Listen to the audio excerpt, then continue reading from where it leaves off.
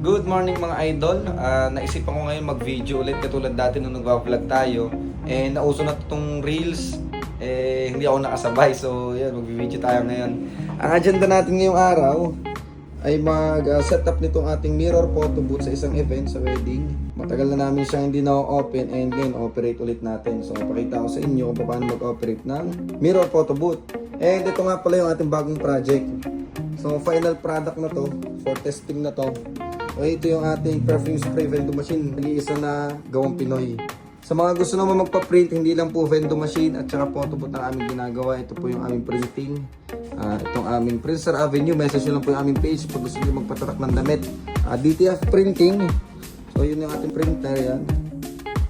Medyo busy na si madam kasi yun sa photo booth yan. And mamaya magpiprintan din siya. Marami kaming project ngayon. Okay, let's go. Nakarga na natin kung ano yung kailangan sa photo booth. Ating munting shop na ating printing. Yan.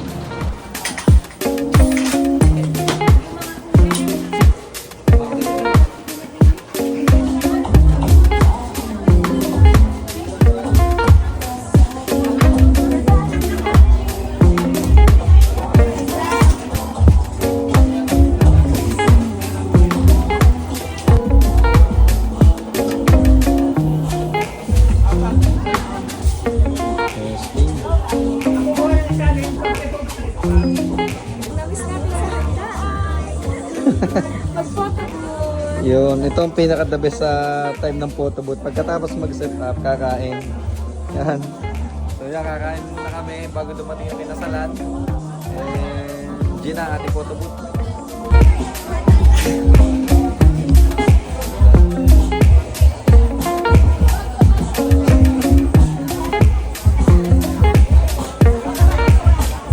Dito kami ngayon sa aming shop, printing shop namin yan. Bali ngayon naman habang nagpo-photobooth yung aming mga assistant dun sa event. Ito namang mga tinapos naming damit, i-deliver muna natin yan. Ito. Mr. Club Ilihan yan. So kung gusto nyo magpatatak ng damit, magtatatak po kami. Ito pa yung isa natin gagawin. Pamigay ito ng isang shop. Ito yung mga brands nila, mga shop nila. So, 200 nito yung gagawin natin after kung ma-deliver to. Yan. Kaya kung magpapatatak din kayo ng damit, message lang kayo dito sa ating page Lester Lara 818. Ililink ko na lang dito sa baba ng video yung mga pages namin para sa printing namin, para sa vending machine, and para sa photo booth, sama-sama na. Yun, balik tayo sa pagbablog. Let's go. Yun po ang aking taga-tiklop. Yan. Taga-tiklop ako din na nag-print. Ay, ko din pala nag-print. So ayan, si partner, si Mrs. Siya na nagbahala dito sa Sonata Project. So ready for delivery na siya.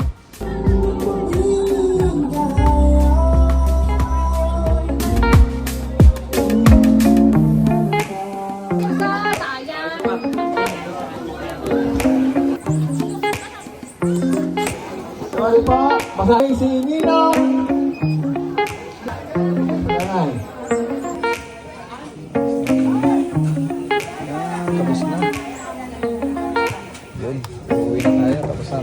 At hinapon na nga tayo sa pagde-deliver ng ating mga damit.